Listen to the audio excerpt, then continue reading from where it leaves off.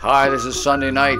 I'm Warren Sprouse. You're on the Bible Forum. It is July 2nd, 2017. This is our 4th of July extended weekend, and we're going to be spending some time together, a couple of hours together, and we're going to be talking about life and about the Word of God and the kinds of things that are going on. I hope that you're able to stay with us for the whole 2 hours. If not, it doesn't matter.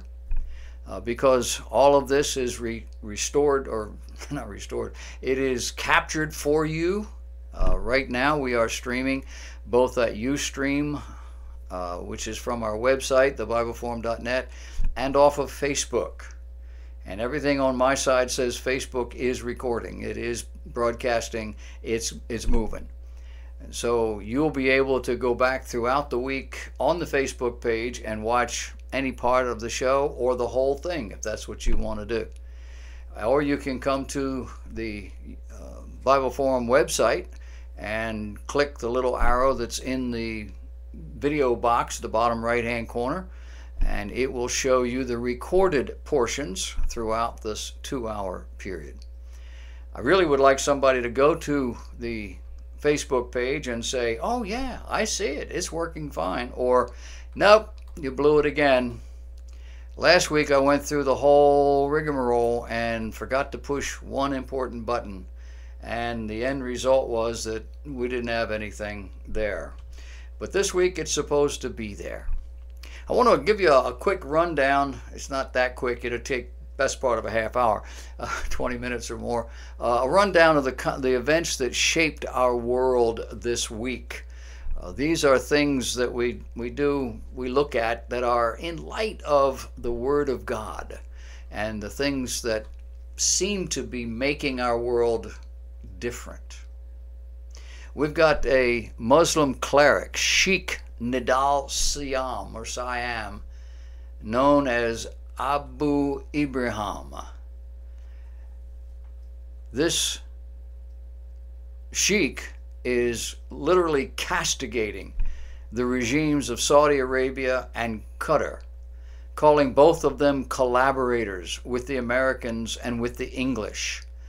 And he calls on Allah to, quote, enable us to slaughter the Americans, the Europeans, and, quote, criminal and treacherous Arab rulers, the ones that he had listed in his rant.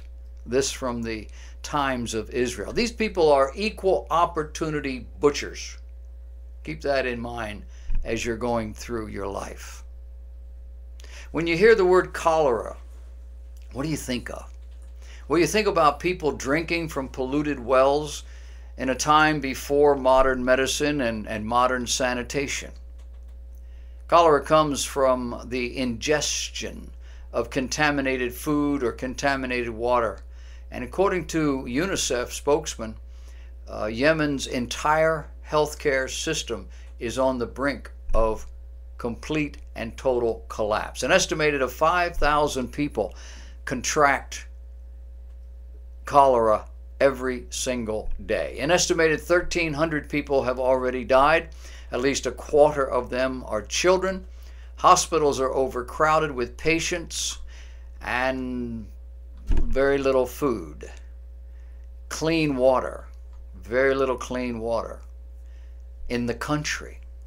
And now in a joint statement by UNICEF and the World Health Organization, we're told, quote, in just 2 months, cholera has spread to almost every part of war-torn Yemen, one of the Arab world's poorest countries, and that was before the hostilities began. Now over 18 million people are in need of humanitarian assistance, and about 7 million are close to famine. Think about this. If we were talking about a country in South America, Central America, if we were talking about almost any Western nation and Eastern nation that's not trying to kill us right now, what would we be doing? Would we not be looking out for our own? Would we not be sending aircraft carriers over there that distill water and create fresh water, or other warships, would we not send millions of dollars of aid and doctors and nurses and all the rest? What are the Arabs doing for each other? You've heard all of this before, the silliness that passes for your federal government.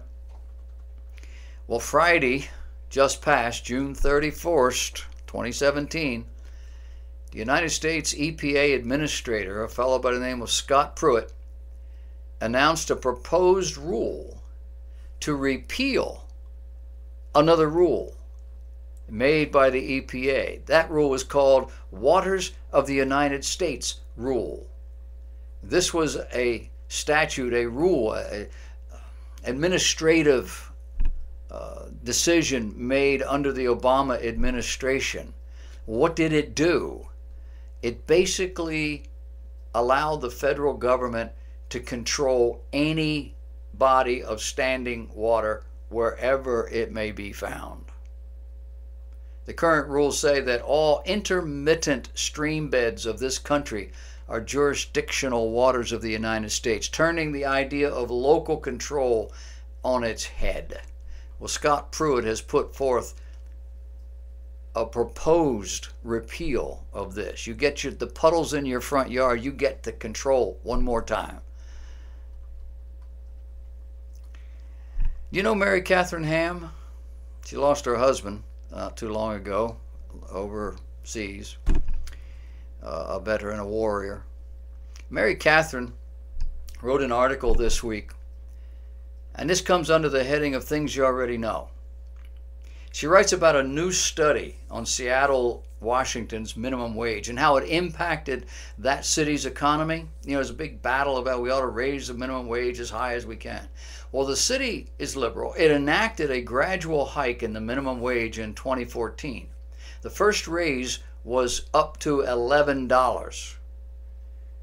Starting in 2015, it would go up higher, and in 2016, it would be $13.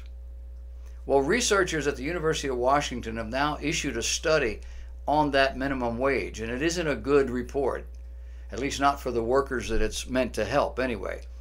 In raising the minimum wage, employee earnings actually went down. It went down because employers didn't give them as many hours. Unskilled employees' hours went down. More work became automated.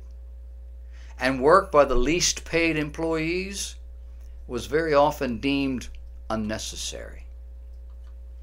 The reality, according to the study, is that workers do better at $11 an hour. Apparently, employers can handle the $11. When it jumped to $13, employers were then motivated to find alternatives. Activists don't understand this. They're not business owners. They don't have to deal with making a profit so that they don't lose their business. They're pushing for 15. And at that rate, more and more automatons are going to be developed and put into your stores. But you knew that. You knew that because you're not a liberal. You're not a progressive. You're not one of those people that's trying to reinvent the wheel. Progressives and others sincerely caring individuals apparently just don't get it. Their world is a fairy tale world. It's created by the liberal progressive left, by TV and movies and art and books and politicians. And most of us don't live in that world. We know that employers are in business to make money. For whom? For themselves.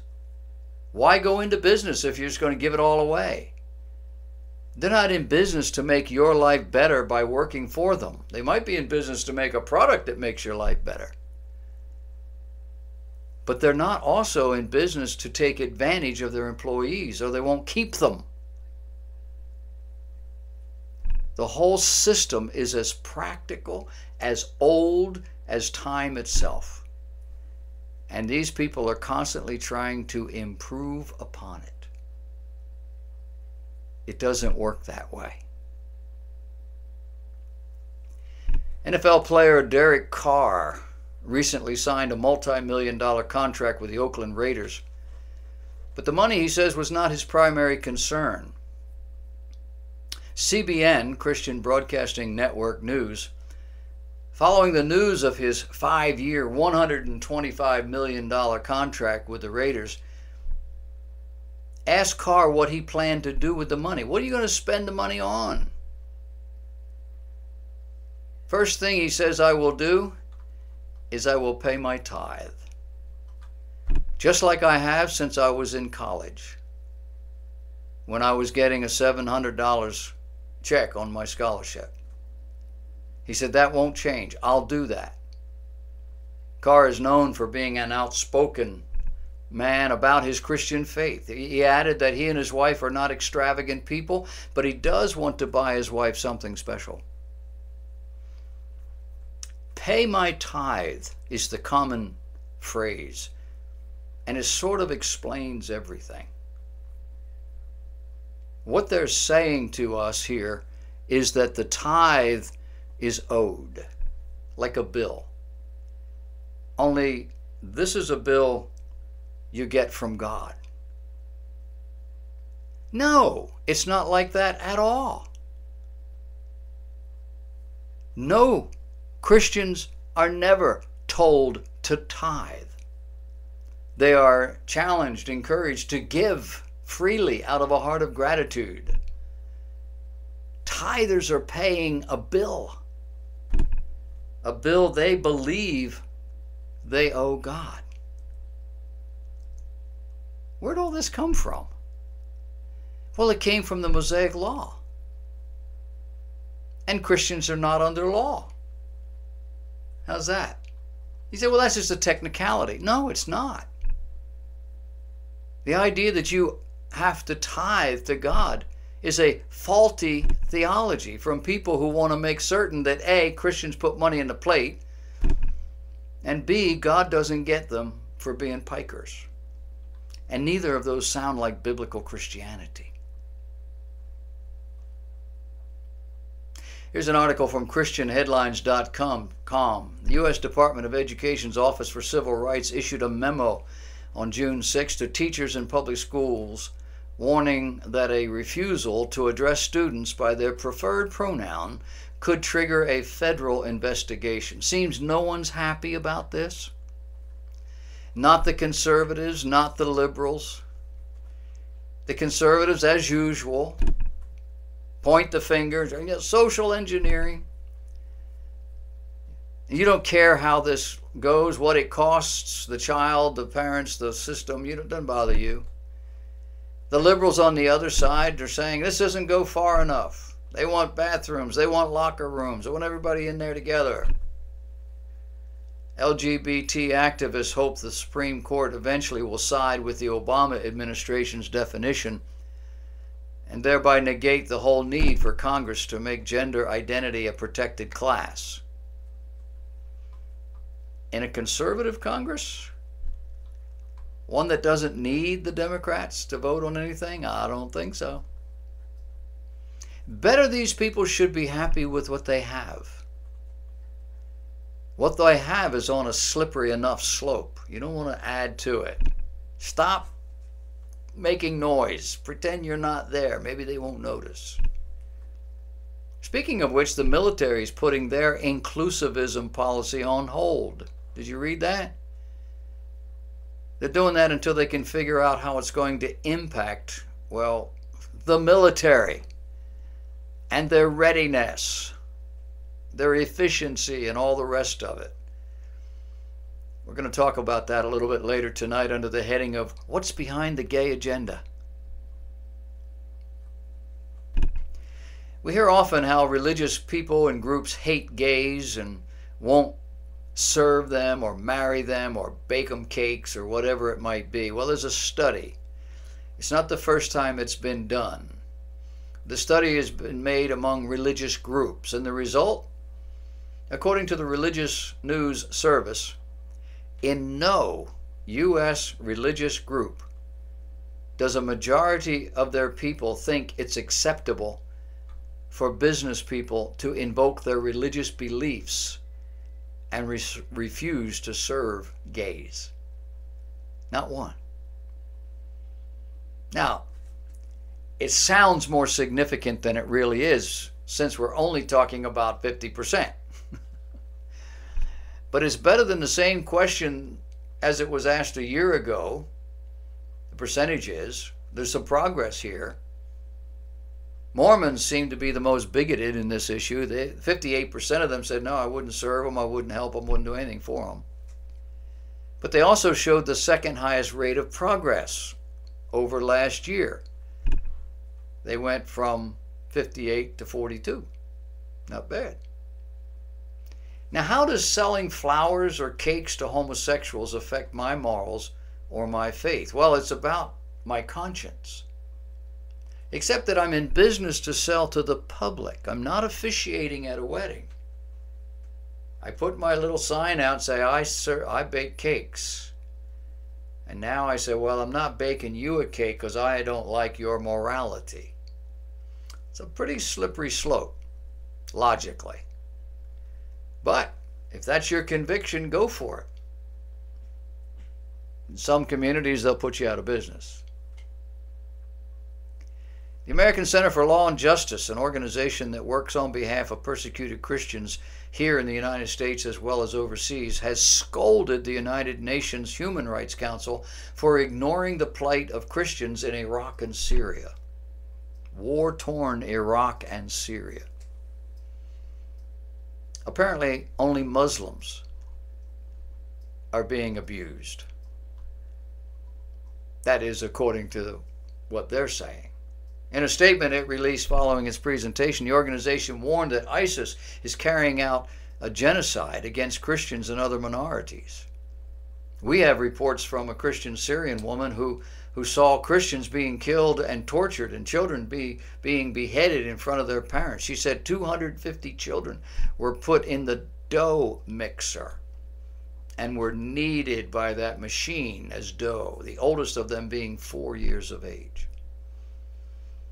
ISIS tortured a boy while demanding his father and 2 others renounce Christianity before executing all 4 by crucifixion. 8 Christian women were publicly raped and beheaded. There are mass graves of Christians. But there you go, just another religious group, Muslims, not unlike Christians. Before you get too carried away with the idea that Christians are not innocent, having burned people at the stake for heresy, the overwhelming majority of those doing the burning were not really Christians, not in the biblical sense of the term. Some of you more astute, more educated, you might resurrect the name John Calvin in Switzerland, who burned a heretic at the stake. History says he did. He did it as the political head of that city, when burning at the stake was the accepted practice by governments.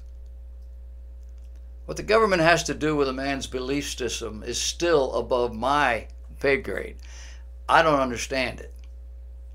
But it was an accepted form of capital punishment, and he exercised it. Apparently, in our world today, you can do pretty much what you want to Christians. Nobody's going to complain a whole lot. And if they do, it'll be in a few little pockets. But if you get out there and do it to the protected class, you're going to have a problem. Do you live in Delaware? You have a governor in Delaware. His name is John Carney. He signed a bill just last week making it legal to kill your unborn baby from conception all the way up through 9 months of pregnancy. How's that? Is that okay? This isn't a human being. This is just tissue, not unlike a boil. Why did they do this? Well, the proponents of the bill said they drafted it out of fear of the Supreme Court, that one day, soon, they may overturn Roe v. Wade, and the ruling that legalized abortion across the country. Susan B. Anthony List spokeswoman Mallory Quigley is reported as saying, quote, "This is a reaction from the abortion lobby to President Trump's winning and Neil Gorsuch's confirmation and the anticipation of President Trump appointing additional Supreme Court justices." These people are vicious. In the wake of a growing public outrage and high rate of murder of women, the Israeli government is moving to force domestic violence suspects, haven't been convicted of anything, suspects to wear an electronic tracking tag, maybe on the ear, I don't know. No trial, no conviction, simply a pattern of abuse will get you tagged. Advocates talk about suspects that could be monitored in real time. Critics talk about a violation of their rights. Seems not too many are asking, what about the battered and dead women? According to police statistics, 128 women have been killed by their spouses in Israel since 2011.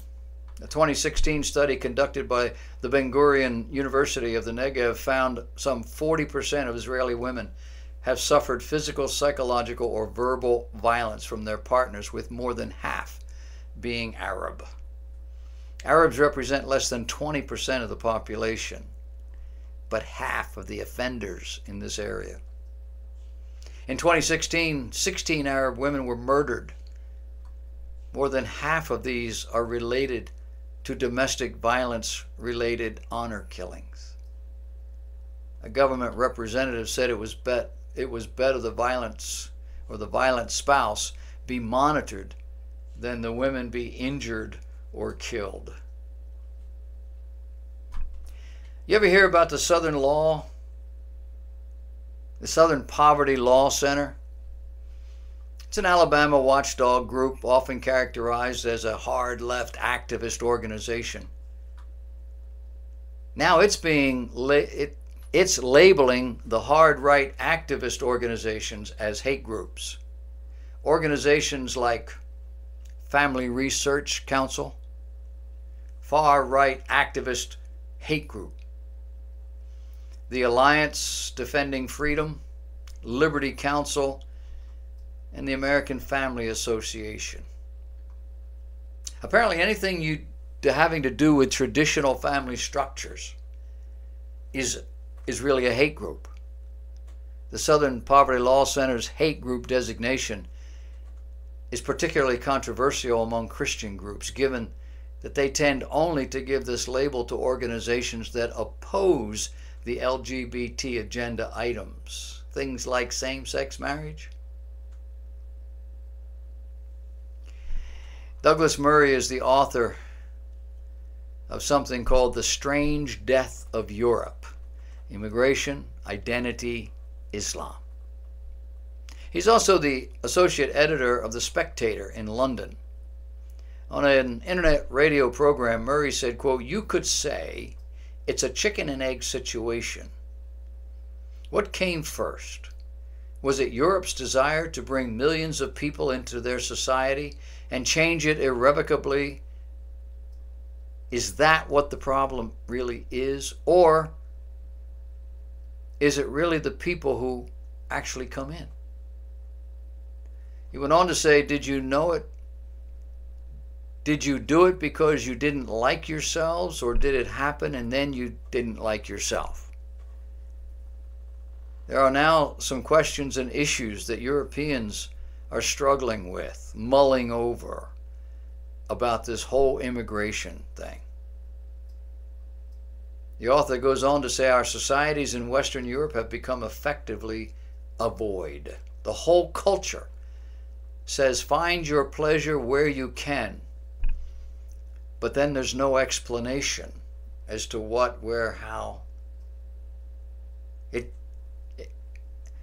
That idea explains a lot about our own society, and it makes you wonder if the whole world has not gone mad.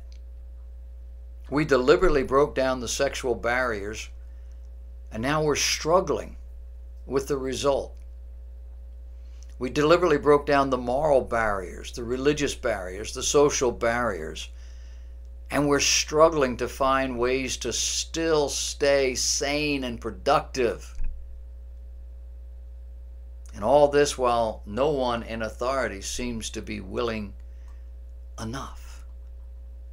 It's kind of like how we raise children today, isn't it? We let them be themselves, and then we alter the surroundings to fit the chaos they're creating, and we call that parenting. Is that the way you're raising your children? Or do you actually know how to say no and mean it? We've got 2 generations of children, maybe 3, who probably can't pronounce the word no. They didn't hear it very often. And now we got a problem. What's it going to be like going forward?